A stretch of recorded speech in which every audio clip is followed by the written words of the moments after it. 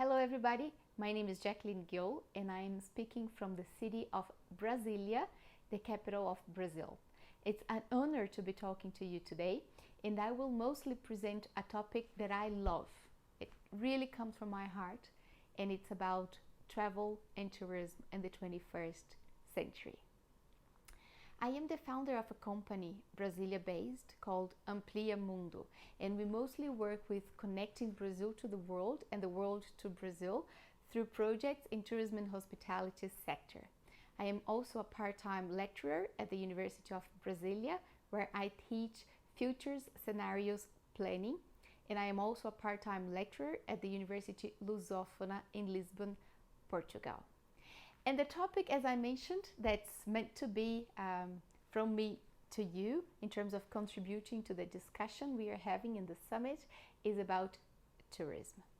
And how can we do tourism while we also live in a pandemic, and when we also seek for different perspectives to our lives, and we want to bring more and more happiness into the center of our cities, into the center of who we are as citizens, as people. That said, I would like to make 3 points for our conversation today. To start with is that whenever we plan cities or whenever we plan environments, spaces, we must more and more have one centerpiece of every strategy, and that's people. And that's people.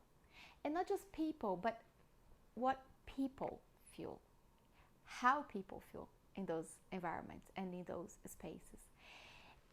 And tourism, or more specifically, experiences tourism, is all about connecting people, people to people links, people to people connecting via a common interest, via a common topic that they can both share among themselves. And that's what I love doing. In the pandemic, and that's the third topic I would like to put here to our conversation. The pandemic has accelerated. We looking at our surrounding areas as a source of happiness, as a source of being who we are, where we are, and being happy. Previous to the pandemic, in general terms, it was more common that we used to look at distant places or distant opportunities as a way for us to disconnect to the crazy life we were having in the cities and to connection to nature, for example, or the connection to ourselves, for example. However, given the pandemic has put a lot of restrictions on especially services and air services and facilities that we used to have to go in medium to long haul flights, for example, and finding happiness, or we thought we found happiness in far out places. We now have to revisit that thought, that condition, because we can no longer do that all the time as we used to do. There are many restrictions that are applied to us now, and we have to respect them. So that has given us, and that's a great opportunity the pandemic has brought to us in the middle of many challenges, that has given us the opportunity to look at our surrounding areas and find connection to nature and find pleasure to our interests, be that gastronomy, be that well-being, be that connection to arts. We must find that all not far from where we live, not far from where we are, because that's what we can do at the moment. That said, the opportunity that the pandemic has brought to us in terms of connecting to nature spaces and to people that love nature, that work with nature, that they elaborate their arts around nature is incredibly wonderful. And that's what we can say from a tourism and hospitality perspective must be integrated in any strategy for a city moving towards the future. A smart city and a happy city where happy citizens live must have a strategy for people to be integrated to people and to nature with people with common interests and nature around those areas. So that puts me the contribution for our discussion connected to we must not forget or we must not leave aside strategies that will bring people that connect through personal interests in common, and through nature into the centerpiece of city planning towards smart cities. That is to say, all of those artists working with natural materials, natural, like handcrafts, for example, nature ingredients to gastronomy, to cooking, to drinking, for example, to well-being, connection to nature through yoga classes, for example, connection to nature through sports, for example. That's all now mandatory to be in the centerpiece of the cities that we want to build for happy citizens. And I will give you an example. I am speaking from Brasília, and I have been living here for 17 years.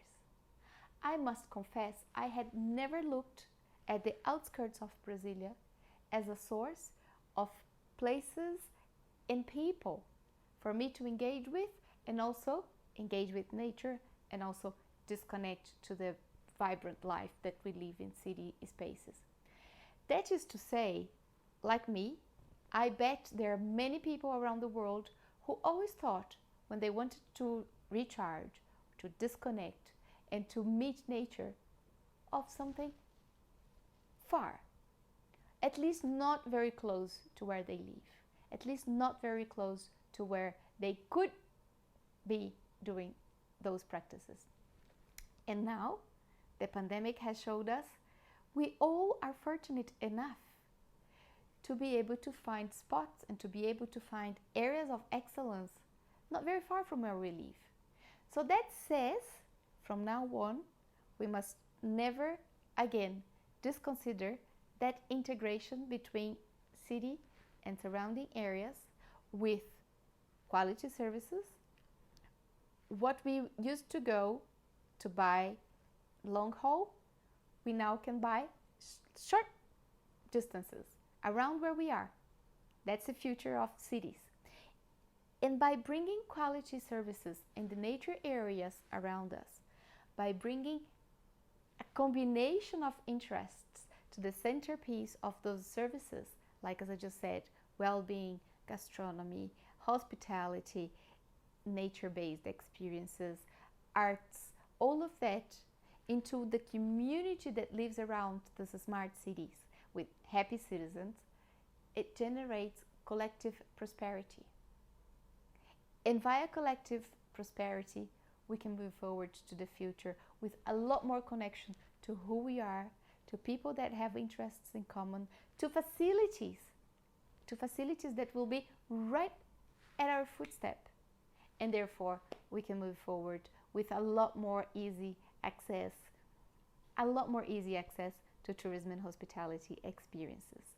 For example, in the pre-pandemic times, it was very common that we would seek a long haul travel to, for example, understand how the people in Vietnam live, or French people would come to Brazil and understand how the Amazonian people, what's their lifestyle, how do people in the Amazon live. But now what we can do is exchange among ourselves, and for example, myself, I go to a rural property around Brasília where there's a couple of European people living and doing well-being practices and looking after their garden immensely nicely as just an example, Planeta Verde in Brasília. And I can feel myself integrated to both the nature around me, the food they bring and their cultural heritage from Europe, and also talk French to them, also talk Italian to them if that's in my interest. And that's all together, it's all half an hour from where I am. So allowing cities to embrace those possibilities, to embrace the diversity that we have among ourselves is the way forward. and nature. Let's always consider from now on, nature must be in the centerpiece of our cities. Be that in different forms. It could be in arts, gastronomy, well-being, it does not matter. But seeing the colors, seeing the tastes, seeing the sounds of nature will make a difference in terms of the quality of cities we allow for our citizens to live in. And more than that, we plan and we live ourselves. So thank you so much for allowing me this discussion with you. And the challenge that I leave here is, let's never again plan cities without the integration, which is with its outside areas and with its benefits that nature provides us. All right? Thank you so much, and see you later.